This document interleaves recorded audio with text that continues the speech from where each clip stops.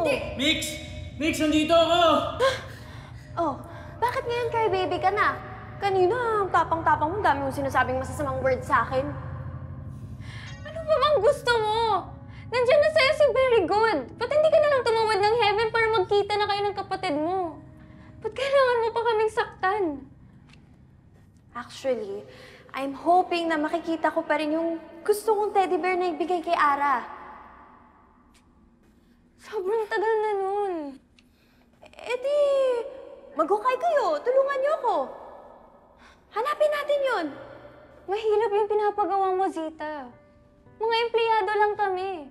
Paano ko kakausapin yung boss at yung CEO ng hotel na to para ipahukay yung building para lang sa isang soft toy ng multo?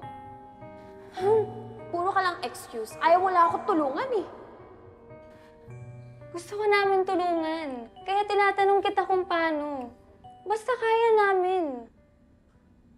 Zita, nararamdaman kita. Alam kong mabuti kang ate.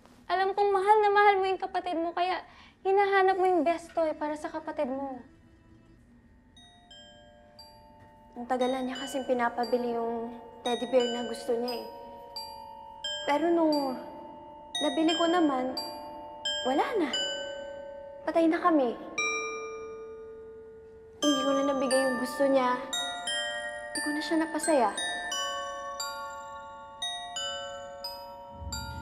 Mapapasaya mo pa rin naman siya eh. I'm sure naiintindihan ka niya kung mahal niyo talaga yung isa't isa. Oo, mapapasaya mo yung kapatid mo kapag binigay mo sa kanya yung teddy bear na gusto niya. Pero tingin ko, mas magiging masaya siya kung makikita ka niya. Kasi sigurado kung miss na miss ka na niya. Saka, anong iisipin ng kapatid mo pag nalaman niya nagnanakaw ka ng laruan sa mga hotel guests? Actually, ayoko naman manakit o pambulabog ng ibang tao eh.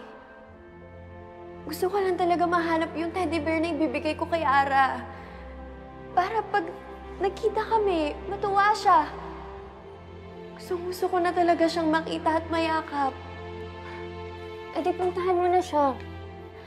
Para maging buo na kayong pamilya. Ano ipapasulubong ko sa kanya? Bata pa siya eh. Gusto ko pag nagkita kami, meron ako iabot sa kanya ng something special.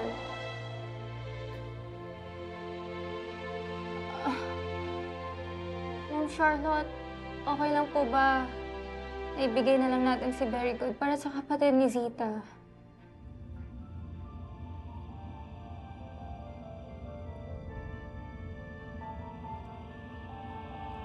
No! No!